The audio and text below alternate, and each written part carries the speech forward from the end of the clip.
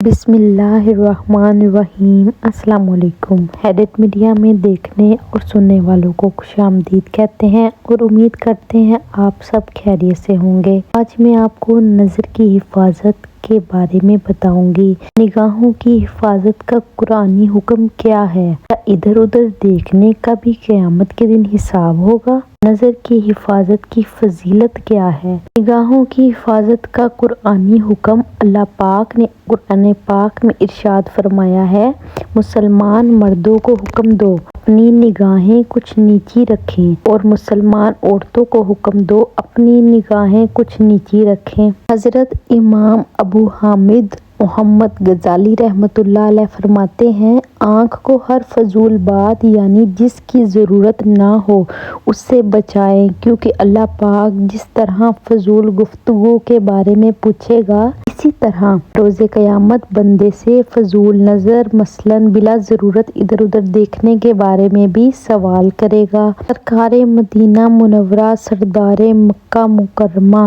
صلی اللہ علیہ وآلہ وسلم نے حضرت اعلیٰ مرتضیٰ رضی اللہ عنہ سے فرمایا، ایک نظر کے بعد دوسری نظر نہ کرو، یعنی اگر اچانک بلا قصد کسی عورت پر نظر پڑی تو فوراً نظر ہٹا لے اور دوبارہ نظر نہ کرے۔ پہلی نظر جائز ہے اور دوسری نظر جائز نہیں ہے، اور جان بوجھ کر نظر مت ڈالو۔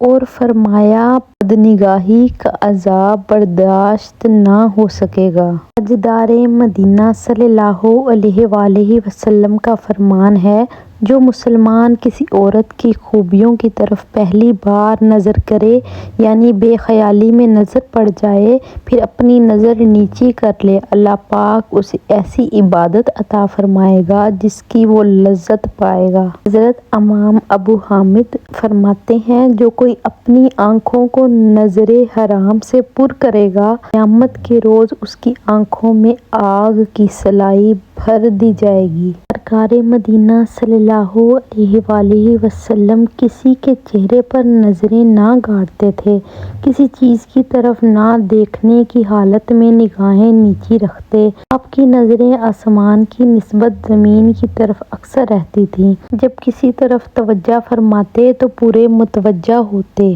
یعنی نظر چراتے نہیں تھے، اور بعد نے یہ فرمایا کہ صرف گردن پھیر کر کسی کی طرف متوجہ نہ ہوتے بلکہ پورے بدن مبارک سے پھر متوجہ ہوتے۔ ایک اور جگہ پر ارشاد ہے، جو شخص شہوت سے کسی اجنبیہ کے حسن و جمال کو دیکھے گا قیامت کے دن اس کی آنکھوں میں سیسا پگھلا کر ڈالا جائے گا۔ اللہ پاک ہمیں سیدھے راستے پر چلائے، اللہ پاک ہمیں غلط راستے سے بچائے اور نیک کام کرنے کی توفیق عطا فرمائے۔ اللہ پاک آپ کا حامی و ناصر ہو۔ خدا حافظ۔